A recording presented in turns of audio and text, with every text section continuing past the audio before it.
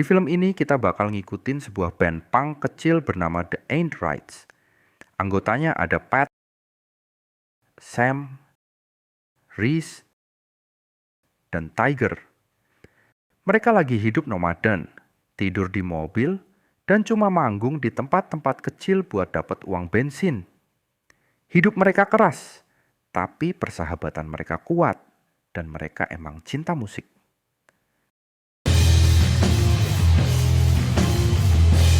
Awal cerita nunjukin kondisi mereka yang kacau. Bensin hampir habis, uang seadanya, dan mereka bahkan harus nyolong sedikit bahan bakar dari mobil orang lain biar bisa lanjut jalan. Jadi dari sini aja udah kerasa bahwa mereka bukan kriminal, cuma anak-anak band yang berjuang buat survive. Suatu hari mereka dapat tawaran manggung dari seorang penyiar lokal.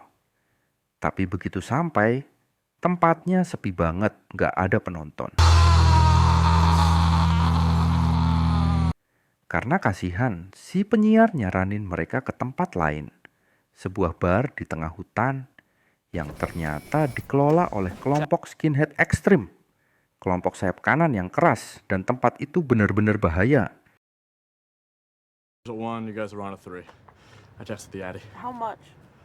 Band ini sebenarnya ragu, tapi karena mereka butuh uang buat pulang, mereka terima.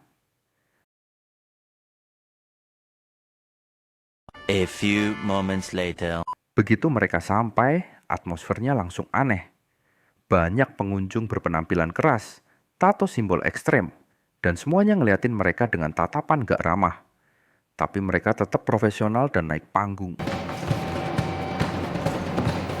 Dan inilah momen tegang pertama. Mereka nge-cover lagu yang jelas-jelas ngehina ideologi para skinhead itu.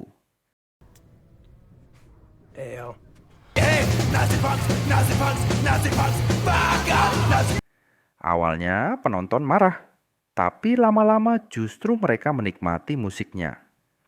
Manggung pun berjalan lancar sampai selesai.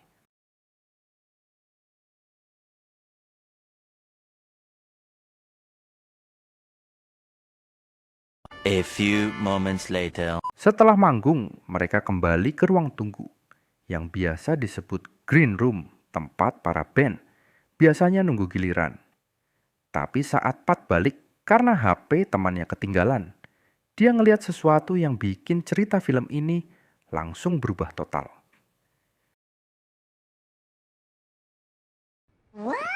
Di dalam ruangan itu ada seorang cewek tergeletak tak bernyawa dengan pisau tertancap di kepala.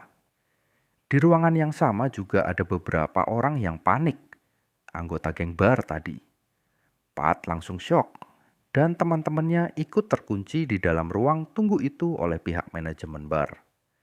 Mereka bilang ini cuma salah paham, tapi jelas mereka nggak mau The Ain't Rights pergi.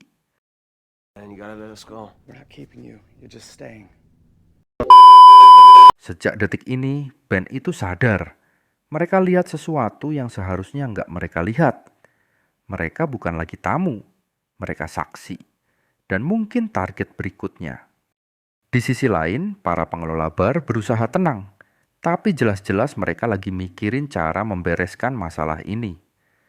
Mereka nelpon bos besar mereka, Darcy. Seorang pemimpin geng yang karismatik tapi manipulatif. Begitu Darcy datang, situasinya makin mencekam.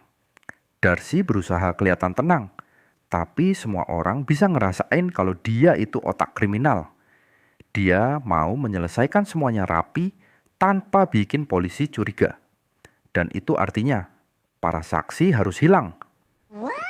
Band ini disuruh tetap di green room, sementara para anggota geng sibuk ngatur skenario palsu. Mereka bahkan nyiapin anjing-anjing pemburu dan senjata.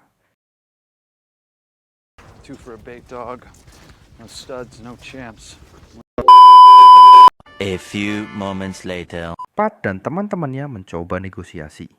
Mereka minta polisi dipanggil.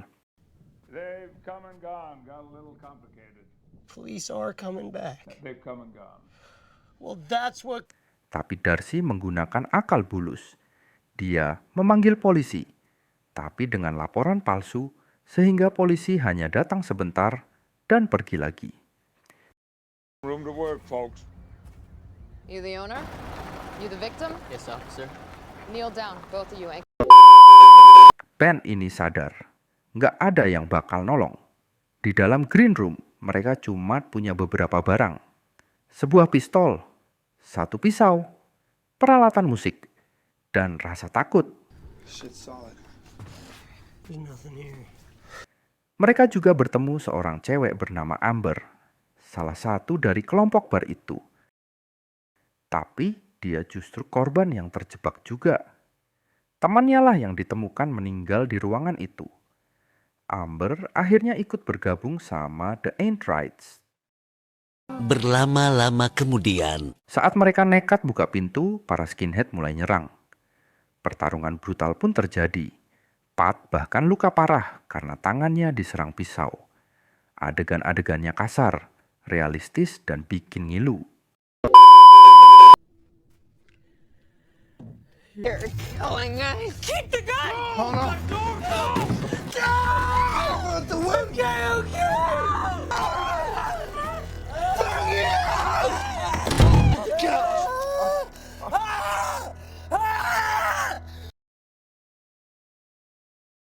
A few moments later. Mereka pun menarik kembali dan memikirkan rencana lain karena persediaan senjata mereka hanya sedikit. Lost the gun.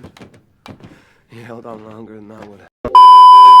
berlama-lama kemudian, Setelah memikirkan rencana, mereka mulai keluar dan menyerang para geng Darcy. Pertarungan brutal terjadi lagi. Reese berantem mati-matian. Tiger kena serangan anjing. Dan suasananya benar-benar kaos. Satu persatu anggota band ini jatuh. Tiger tewas duluan.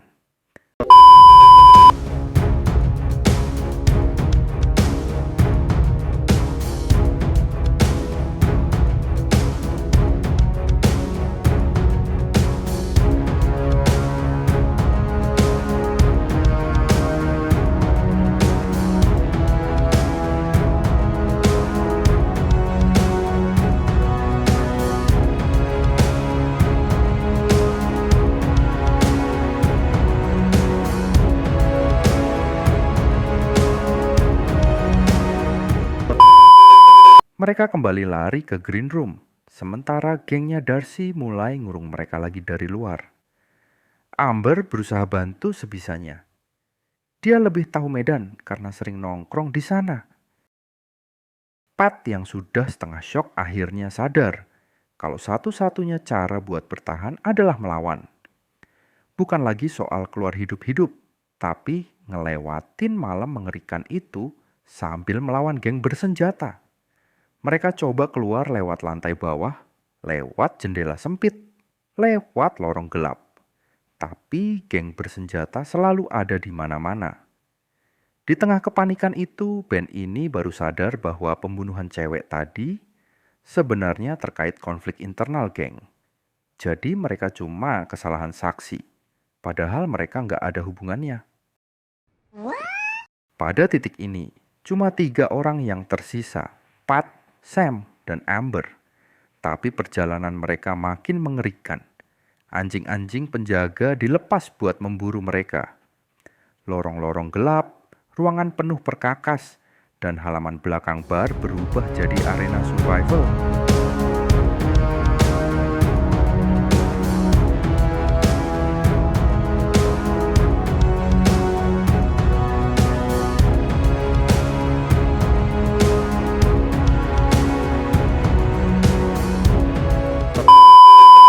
Sam akhirnya diserang dan tewas juga. Yang tersisa hanya 2 orang, yaitu Pat dan Amber. Mereka pun kembali lagi ke ruangan green room. Karena yang tersisa hanya 2 orang, Pat pun mulai mengeluh. Di situ Amber mencoba untuk menguatkan mental Pat agar terus bertahan dan bisa keluar dalam keadaan hidup. So don't. berlama-lama kemudian, Tak lama kemudian, Darcy pun mengirim 2 pasukan untuk membunbun Pat dan Amber. Akan tetapi, setelah masuk ke dalam green room, keadaan justru terbalik. Merekalah yang dibunbun oleh Pat dan Amber.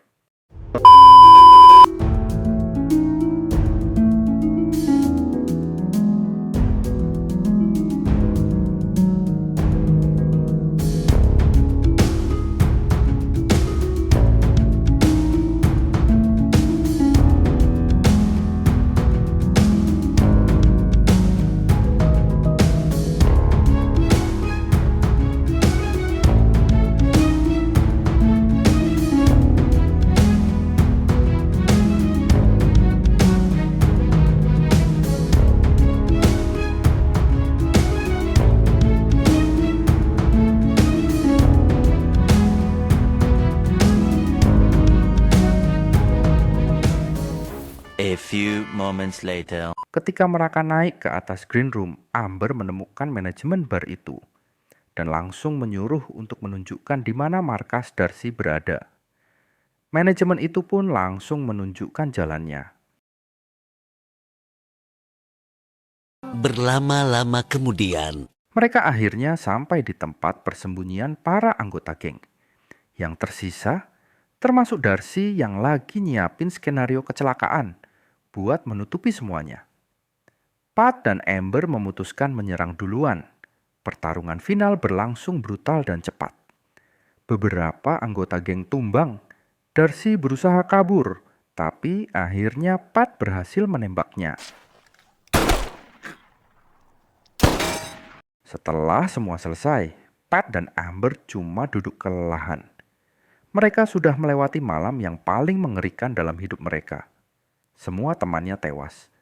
Dunia mereka berubah total.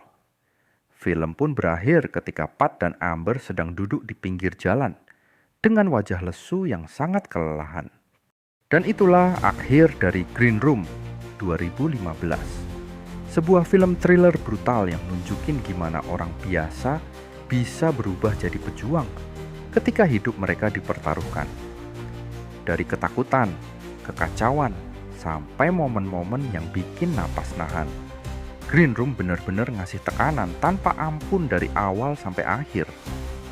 Kalau kamu suka alur cerita penuh ketegangan kayak gini, jangan lupa tekan like, subscribe, dan aktifin lonceng notifikasinya, biar kamu nggak ketinggalan alur cerita film seru lainnya. Terima kasih sudah menonton sampai akhir. Sampai ketemu di alur cerita berikutnya.